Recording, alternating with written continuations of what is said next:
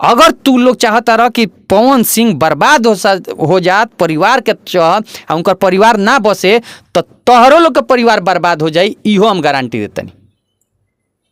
काहे तो उनकरा माई के एक गो आंसू के, पवन सिंह के माई के एक गो आंसू के परी, एकनी के रोआ पर परी, ओकरा मेहरारू के रोअला के परी, नीलम के मुआला के परी, इस सब के जरी नीलम इज्जती थी। ये सब इतना उसको दूर है। देखी एगो उनकरा के हमरा लगता कि उस षड्यंत्र के तहत हमारे एगो बहुत बड़ा कलाकार के लोग हाईजेक कर ले बा, ओकरा के छुड़ावे के बा। पवन के हम जानते नहीं, बहुत मासूम लड़का, बहुत मासूम हमार भाई, बम भोला जोन कह दो। हम कहते नहीं आप मेरे साथ रहिएगा, आप कहिए पवन सिंह को ला के मेरे को दे देना 1 घंटा खातिर, 1 घंटा खातिर हमको पवन सिंह को दे दे।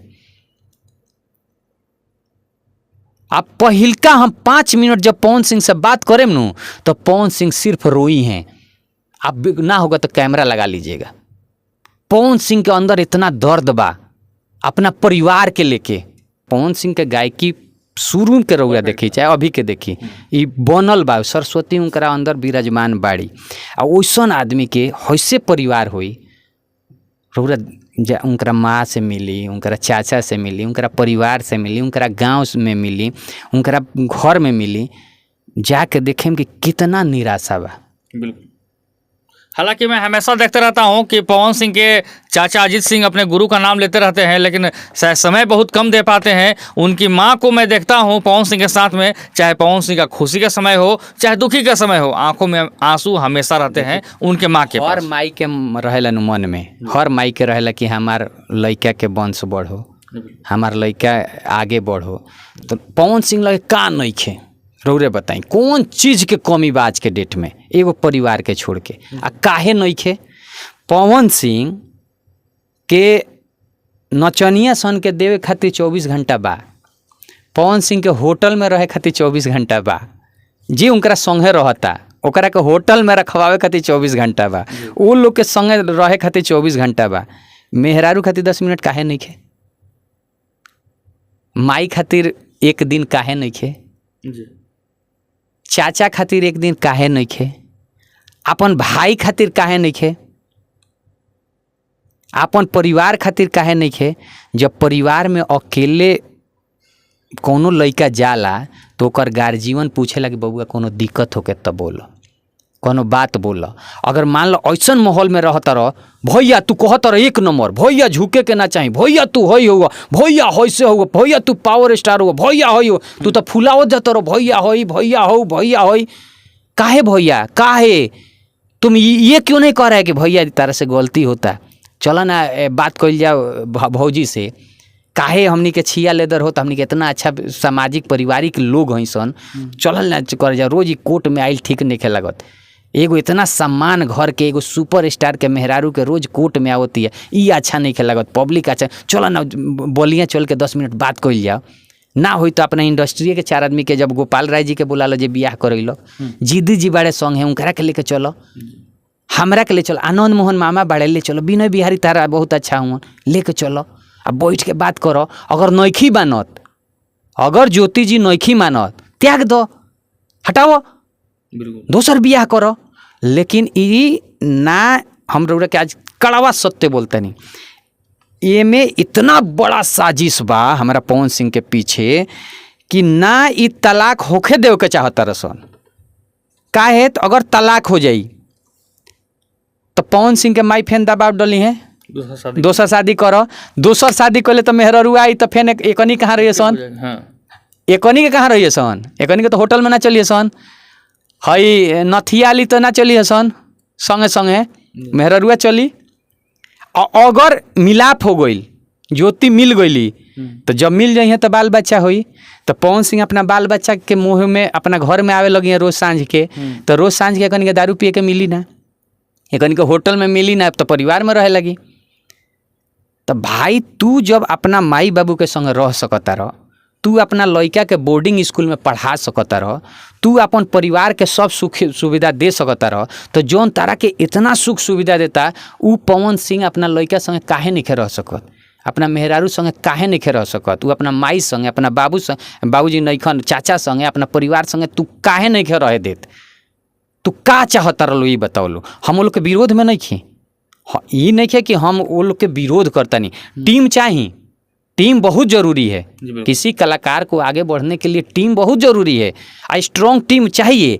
लेकिन टीम के मतलब ये ना हो कि जब नहाए जाए तब तू ही संगे, सूते जाए तो संग ही। अरे मैनेजर के काम हो ऑफिस जैसा आना और उनका काम देखना। आ तू लोग कहता रहो कि पवन सिंह हम आगे बढ़े नहीं, कहाँ से आगे बढ़े लोग, ये हमारे को बताओ लो। लोग तो बोल रहे हैं काफ़ी अब एक्टिव मूड में पवन सिंह हो गए हैं। कब एक्टिव मूड में ना रहले? लॉलीपॉप लागलू के बेरा एक्टिव मूड में ना रहले।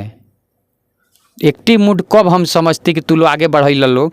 जब लॉलीपॉप लागेली हिट भइला के बाद पवन सिंह 2006 में बॉम्बे गइले, आ जब उनकर फिल्म आवे लागल, आ भोजपुरी फिल्म में दिग्गज कलाकार हो गइले, आ तू लोग उनकरा के एक्टिव क के हिंदी फिल्म में लेकर चल गइल रहता लो। आज हिंदी फिल्म उनकर आवे लगी तो हम कहती कि आगे बढ़ा दे लो। हमनी के तो एल्बम में वही घरिया स्टार बना दिल रहनी सन, हमनी के बढ़ा देनी सन कि कितना में 25,000 35,000 वीडियो के बजट में। वो बेरा 2-2 करोड़ 3-3 करोड़ के कैसेट बिकल बा। ना होई तो वेब कंपनी होई न, ओकर पुरान देखिए। अब तो अब बड़े ना गौरी जी डिस्ट्रीब्यूटर बड़े पूछ लिए, के जी बनारस में बड़े पूछ लिया, टी सीरीज में जाके पूछ लिया शिवपुरी जी से कि कितना कैसेट बिकल बा, कितना करोड़ के कैसेट बिकल बा। तो वो बेर हम बना देनी। ओकरा बाद फिल्म कल तू आगे बढ़े तो तू का कइल, बड़ा एगो फिल्म स्टार के, बहुत बड़ा कलाकार के फिर एल्बम में लेके चल जोन 2005 में स्टार रहे एल्बम में, 2023 में एल्बम के स्टार तू बनाओ के चाहता रह, तू एल्बम के प्रचार कराओ के चाहता रह, तू एल्बम खातिर लेके घूमता रह। तू 100 करोड़ के फिल्म बनवावे खातिर तू लेके घूमता, तू फिल्म के प्रचार करो तो कबो लोग फिल्म के प्रचार करत दिखले बड़ो? बिल्कुल नहीं। गाना के प्रचार करता। गायक तो वो जब तक सांस रहेगा तब तक गायक रहेगा पवन सिंह। अब पवन सिंह खातिर विजेंद्र सिंह और अरू गैरू लोग कोनो मायने ना रखेला, वो जब गाएगा तबे हिट है। पवन सिंह के कोई मोहताज है? कोनो केहू नाहियो रहनू, सब मैनेजर फैनेजर अरुआ झरुआ लोग के हटा दो, नाहियो रही लो, एहू में जाके स्टूडियो में गा दी ना तो हिट हो जाई कैसेट। पवन सिंह है वो, उसके पास गला है। तो तू लोग का करत रह? तू लोग के हम माने वो समय पर जब कहत रह लो कि हम उनकरा के बड़ा बना देनी, तो हम वो समय पर माने कि जब तू लोग हिंदी के फिल्म 100 करोड़ के ओकरा के दिवा देले रहता लो। वो तो तारा लोग से पहले 80-90 करोड़ के फिल्म बना चुका रहे।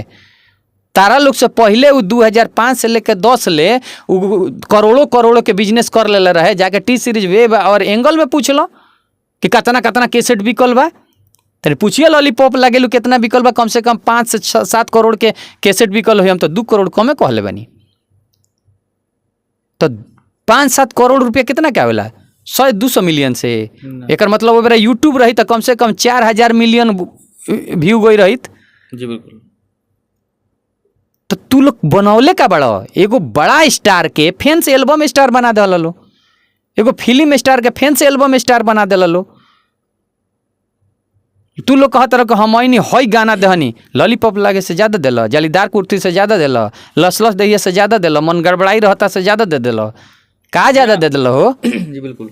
पवन सिंह का गायकी का तो नो डाउट कोई जवाब ही नहीं है, मैं मानता हूँ। लेकिन आप इतना गुस्से में हैं, काफ़ी नाराज़ हैं उनके कुछ बातों से लेकर के, आखिर क्यों उनके टीम पर अपना? नहीं, टीम पर नहीं है। देखिए एगो उनकरा के हमरा लगता कि उस षड्यंत्र के तहत हमारे एगो बहुत बड़ा कलाकार के लोग हाईजेक कर ले बा, ओकरा के छुड़ावे के बा। पवन के हम जानते नहीं, बहुत मासूम लड़का, बहुत मासूम हमार भाई, बम भोला जोन कह दो। हम कहते नहीं आप मेरे साथ रहिएगा, आप कहिए पवन सिंह को ला के मेरे को दे देना 1 घंटा खातिर, 1 घंटा खातिर हमको पवन सिंह को दे दे। आप पहिलका हम 5 मिनट जब पवन सिंह से बात करें नू तो पवन सिंह सिर्फ रोई हैं। आप ना होगा तो कैमरा लगा लीजिएगा। पवन सिंह के अंदर इतना दर्द बा अपना परिवार के लेके। हम केहू को में ना बैठाएं, हम रहें, पवन सिंह रही हैं, उनकर माई रही हैं, चाची अजीत चा रही हैं, आ ज्योति के बाबूजी आ ज्योति आ एगो रही हैं गोपाल राय, ये पवन के शादी करेले। क्या तो गोपाल राय जौन हवन गायक जौन गोपाल राय भाई हमनी के भोजपुरी इंडस्ट्री के बहुत ही सम्मानित लोग में हुआ। गढ़ा महोत्सव वहाँ के करावनी सारा कलाकार जी पहुँचे, सम्मानित हुआ, सामाजिक हुआ। इतना लोग के बैठा दीजिए। हम चैलेंज करता नहीं, केहू के जरूरत नहीं है घर बसे। अरे घर बसी तो पवन सिंह के नाम न हो यार। आज पवन सिंह इलेक्शन लड़े जाता रहे, काल के डेट में लोग हल्ला करे लगी कि जौन अपना मेहरारू के ना भइल मोदी के जब लोग बोले लागल तो इनकरा के छोड़ दी। काल लोग कही सब हाँ कि महिला की इज्जत ना करला, मेहरारू के भगा दिला, वोट देबू तो तहारा का होई, कितना बुरा लगी। आज क्या बिगड़ा है? आज हमेशा लोग ट्रोल भी करते एक और तो कोनो में ट्रोल नहीं कर सकत। जी बिल्कुल नहीं। पवन सिंह इज्जत देता है, इस पर तो ट्रोल नहीं हो सकता है। पवन सिंह गायक है, इस पर तो कोई ट्रोल नहीं हो सकता है।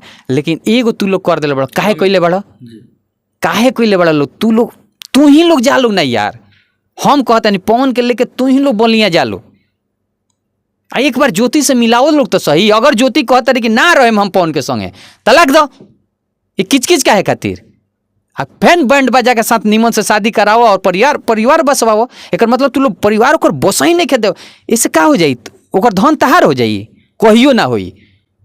अगर तू लोग चाहता रह कि पवन सिंह बर्बाद हो जात, परिवार के चाह उनकर परिवार ना बसे, तो तोहरो लोग के परिवार बर्बाद हो जाई, इहो हम गारंटी देतनी।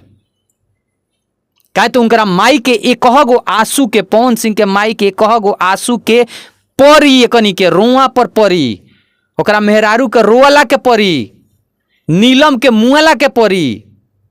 इस सब के जरी नीलम इज्जती थी।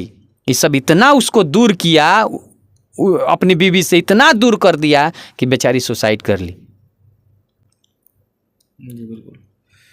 विजेंद्र सर काफ़ी गुस्से में भी है, काफ़ी नाराज़गी भी भाई इनके अंदर है, कुछ दिल से इनके बात भी निकल रही है। हालांकि मैं चाहूँगा जो भी है हमारे ऑडियंस देख रहे हैं, चाहे पवन सिंह की टीम के लोग हैं, चाहे कुछ ऐसा लोग चाहते हैं कि पवन सिंह को ट्रोल करें निजी संबंध के बारे में, निजी जीवन के बारे में, तो ट्रोल होने से पहले मैं चाहूँगा कि पवन सिंह को थोड़ा भाई एक बात और हम देखनी है, कल हम इंटरव्यू दिले रहनी तो बहुत लोग कहलक है कि विजेंद्र सिंह के, पवन सिंह के पारिवारिक बात ना करे के चाहिए। नहीं, आपने तो वो मेरा किया। जी बिल्कुल। एक तो मेरा वो परिवार है, पवन सिंह मेरा परिवार है। दूसरा मैं भोजपुरी का हूँ, तो भोजपुरी कलाकार के नाते मेरा परिवार है। और मेरा एक सुपरस्टार कलाकार का घर बर्बाद हो रहा है और हम देखते रहें। हम परिवार के बीच में नहीं बोले, हम उसके नचनिया सबके पीछे ताली बजाएं, हम उस सब का पैसा खाएं। पवन सिंह का हम पैसा खाने आए हैं? जी नहीं। पवन सिंह का दलाली करने आए हैं हम? पवन सिंह के घर में जब घर बसी तब न हमारा नाम होई। आपने तो बिल्कुल इस बात को क्लियर किया, अपने दिल के आवाज़ आपने निकाला। लेकिन अब बात रह गई पवन सिंह के ऊपर। पवन सिंह के ऊपर डिपेंड करती है कि पवन सिंह के कान में ये बात कितना, पवन सिंह के कान में बात चल गई बा। पवन भाई समझता रहे। हमारा जहाँ तक काल से पता चलल है कि पवन सिंह के परिवार पूरा हमारा के सपोर्ट देना। विजेंद्र बहुत जौन कहले बा अच्छा कहले बा। ज्योति के परिवार हमारा के सपोर्ट देना, जौन कहता रहे विजेंद्र सही कहता रहे। पवन सिंह दिले दिल जानता रहे कि हम विजेंद्रा कहता जौन सही कहता, विजेंद्रा गलत नहीं के कह सका है। तो विजेंद्र वो समय से बा पवन सिंह संगे, जब से हमनी के शुरुआत, ये लाइन के शुरुआत कैले बनी सन, हमनी के स्ट्रगल देखले बनी सन, हमनी के एक एक रुपया देखले बनी सन। हमनी के हमारे एगो वीडियो बीच में वायरल लोग देखे फेसबुक पर, पवन सिंह जौन में हारमोनियम बजावता रहे एगो बारात के चौकी पर बैठ के, वो हमनी के एंगल म्यूजिक के शूटिंग करे आई रहनी सन, तब के वो वीडियो है। हमनी के उहो देखले बनी सन कि हमनी के चौकी पर बैठ के हारमोनियम बजाओ सा, हेने पाठक बंधु लोग बैठे आ लोग आवे आ जगह पैसा 10-10 रुपया देवे आ ली सन, उहो हम देखले बनी। उसमें कोई नहीं था दोस्त। ओबरा कहाँ दोस्त रहे लो? ओबरा बोल रहे हैं, ओबरा दोस्त था पाठक। 2 भाई थे, एक ढोलक बजाते थे, एक तबला बजाते थे। उस समय के वो बेंजू जो बजाते हैं 1 लाख भाई उस समय के हैं। उस समय के चाचा हैं। चाचा आपन खाना ना खा के, हमरा याद बा जब 1:30 बजे टी सीरीज में लंच होके तो छोला आ दाल आ चावल बने, तो कहस कि विजेंद्र तन देख नू FC1 में पवन बका। हम कहनी कि रोकी करके रौरा खाई ना, ना ना ना पवनवा खियाओ ना, अभी गौले बा ओकर गाला हई हो गई। आपन खाना छोड़ के उ पवन के खियावस। हम देख ले बानी, पवन काट दी हैं, उनका चाचा काट दिए हैं। अगर बुरा केकरा लगता है, जे पवन सिंह के पैसा खाता ओकरा बुरा लगता है, उनका चाचा के बुरा लगता का? हमारा पैसा हम लोग कौन खा रहा है? आप आरोप लगा रहे हैं। कौन खा रहा है? उसके साथ जो रहने वाला वो खा रहा है। कैसे खा रहे हैं? कैसे खा रहा है? पवन सिंह के साथ उनका भाई चलना चाहिए। होटल में रह रहा है, किसका पैसा लग रहा है? वो अपने बाप के घर से ला के पैसा नहीं ना होटल का किराया दे रहा है सब। पवन सिंह चल रहे हैं वो गाड़ी से, पीछे चल रहा है सब 4 गो गाड़ी से। वो 4 गो गाड़ी का तेल कौन देता है? 4 गो रूम बुक होता है तो 4 गो रूम का कौन देता है? आप बताइए कौन देता है? बिल्कुल पवन सिंह स्टार है तो पवन सिंह के ही थ्रू प्रोड्यूसर देता है ना, तो प्रोड्यूसर तो पवन सिंह को देता है। किन लोग को देता है? पवन सिंह को ही मिलता है। आपने आरोप ये भी लगाया कि महंगे महंगे कपड़े और महंगे महंगे आप देखिए। अच्छा बाकी ना, अब आ रहा हूँ मैं, झूठ बता दी इनका लोग के। और कहे अपन बिजनेस कहे नहीं लोग दिखावत कि ना पवन सिंह के अलावा हमार हई बिजनेस बा। तो जब बिजनेस बा तो 24 घंटा तू पवन सिंह संगे बढ़ो, 24 घंटा। तो अपन बिजनेस कब करता रहा? सपना में। तारा खातिर 36 घंटा के दिन नहीं केन होत। हमार खीस वो बेरा नहीं के बर, हमार खीस बरल कि पवन सिंह जब अपना माई से मिले जाता रहे तब तो तू लोग संगे काहे जाता रहो? माई से माई के तो मिले दो। वो अपना माई से मिलते, अपना पटीदार से मिलते, अपना चाचा से मिलते, अपना भतीजा सन से मिलते, अपन दुख रखते, उ लोग के दुख सुनते। ओहो जी तू लोग बैठल बड़ा लो। हमनी यहाँ सभ्यता बा, पारिवारिक सभ्यता ऐसन बा कि जब तीसरा आदमी आके बैठ जाई तो हमनी के बापे बेटा अपन दुख ना साझा करेम सन। हमनी के लागेला कि हमनी के बोलेम सन तो हंसी। ओ जी तू लोग के बैठल कौन जरूरी बा? ताहरा लोग के शूटिंग करे खातिर आ होटल में यहाँ पटना रहे खातिर आ पार्टी करे खातिर लखनऊ में 4-4 5-5 दिन के समय बा। लेकिन एक दिन कोर्ट में जोन तहार बहू, तहार मेहरारू कोर्ट में दौड़ाओ तरह है गर्मी में, ओकरा से मिले खातिर 5 मिनट टाइम नहीं खे। तू कोर्ट में लिख के देता रह कि इनके पास समय नहीं है। पवन सिंह लिख के देता रह कि कहीं के टीम लिखे। पवन सिंह के तो मालूम हो ना कि कहिया हेयरिंग बा। कितना बेइज्जत वाला चीज है। तुम लोग अगर पवन सिंह का इज्जत बढ़ा रहे हो तो थोड़ा सा या तो साइड हो जाओ, या तो तुम ही लोग ले जाके उनसे मिलो ज्योति से कि रोज रोज का बड़े समाज में, बड़े लेवल में इतने बड़े स्टार का बीवी रोड पर रोज आए, अच्छा लगता है जी? बिल्कुल नहीं। पारिवारिक लगता है, सामाजिक लगता है? नहीं लगता है। आई हम क्योंकि परिवार में नहीं कि घुसा, तू हमार परिवार हो, यही से हम बोलता नहीं। आई हम बोले हाँ, अगर बुरा लगा तो अजीत शाह बोली हैं कि विजेंद्र तारा नहीं खे बोले के, वो दिन हम ना बोले। पवन सिंह के माई कहिए कि विजेंद्र तारा के नहीं खे बोले के, हम ना बोले। पवन सिंह के भतीजा लोग बोल दे कि विजेंद्र नहीं खे बोले के, हम ना बोले। क्लियर कर दिए हैं कि भाई पवन सिंह के चाचा अजीत सिंह अगर बोलते हैं विजेंद्र सिंह नहीं बोलेंगे, पवन सिंह के माँ बोलते हैं विजेंद्र सिंह नहीं बोलेंगे, पवन सिंह के भतीजा बोलते हैं कि विजेंद्र सिंह आपको नहीं बोलने हैं तो नहीं बोलेंगे। लेकिन बातें कहीं ना कहीं ये चुभती है, सिखाती है, और कुछ ये समझाने के लिए कड़वा है, लेकिन थोड़ा सच्चाई तो है। हालांकि पवन सिंह को जो लोग भी अगर ट्रोल करते हैं निजी जिंदगी को लेकर के, तो शायद थोड़ा बहुत कमियां पवन सिंह के अंदर भी है, और बहुत ज़्यादा कमियां जो ट्रोल करते हैं उनके अंदर भी है। लेकिन विशेष कमियां हैं जो कि पवन सिंह और एक दूसरे को, यानी कि परिवार और पवन सिंह का मुलाकात नहीं होने देते हैं। तो बिल्कुल ये गलत बात है। मैं चाहूँगा, रिक्वेस्ट करना चाहूँगा कि पवन सिंह को निजी ज़िंदगी जीने के लिए थोड़ा समय उसमें भी दिया जाए, ताकि वो माँ से भी अच्छा समय बिताएं, अपने चाचा के साथ भी अच्छा समय बिताएं। बिल्कुल ये सही बात है। भैया एक स्टार हैं, वो काफ़ी बिजी भी रहते हैं। नहीं बिजी तो सब लोग, तो अमिताभ बच्चन भी बिजी रहे, लेकिन हर एतवार के आके अपना पब्लिक से मिले ले, अपना बाल बच्चा से मिले ले। बिजी सब लोग बा। उनकर माई तो ये नहीं कहत कि रोज बबुआ हमारे से आके मिल, उनका चाचा रोज नहीं कहत। अगर तू महीना दिन पर एक दिन तो मिल सकत रह कि ना? जी बिल्कुल। तू बिजी बड़ा सेट पर, जब लड़की हीरोइन सबके आके वेनिटी वैन में बैठा सकत रह, रोज गाड़ी में लेके घूम सकत रह, हेलीकॉप्टर में बैठा सकत रह, सामने 4 गो के बैठा सकत रह। तो है जब यूपी में बड़ा तो कहब कि ए माई गाड़ी भेज देता, ए माई आओ ना, आओ हमरा मन नहीं खेल लागत, तनी आधा घंटा हमारा संगे बैठ। उनकर माई ना चल जी हैं। जी बिल्कुल। तो जब माई अगर जा तरी तो तोनी के तो हट जा सन। हमारी ही कहा नाम बा, मैंने पर्सनल बात। जब माई या बेटा के तो आपस में बात होके दे, जी। परिवार के तो आपस में उ अपन दुख कहिए, उ अपन दुख कहिए। अगर उ माई के मन में कोनो दुख बा, उ कैसे कहिए अपना बेटा के जब तीसरा उजी खड़ा बा? काहे तो उनकर माई सामाजिक है, उ परिवार सामाजिक है। परिवार में हमनी के गइल बानी, हम वहाँ शूटिंग कैले बानी, तो उ लोग पारिवारिक है, उ लोग गाँव के लोग है। वो तोनी खानी शहर ना हो कि केहू की इज्जत केहू के कर दी। तो ये चीज़ के कहते नहीं। स्टार ठीक है, पवन सिंह इससे भी बड़ा स्टार बने, इससे ज़्यादा समय उनके पास ना हो, लेकिन समय अगर आप बड़ा स्टार बन जाइए और आपके परिवार आपके साथ नहीं है, परिवार को आप टाइम नहीं देते, ऐसा स्टारपन क्यों?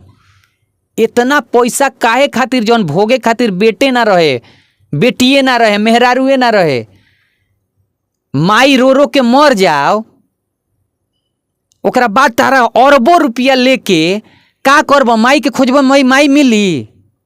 तू ही बताओ। बिल्कुल नहीं।